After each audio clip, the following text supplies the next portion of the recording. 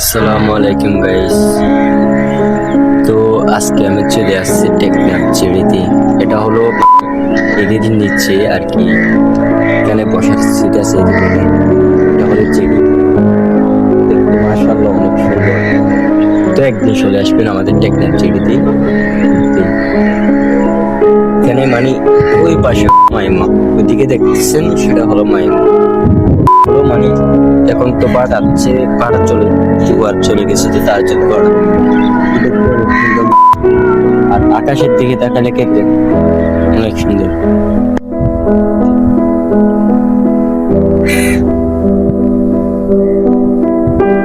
এখানে কোনো মানুষ নেই, আমি সকালে আসছি তো তার জন্য কোনো মানুষ নেই।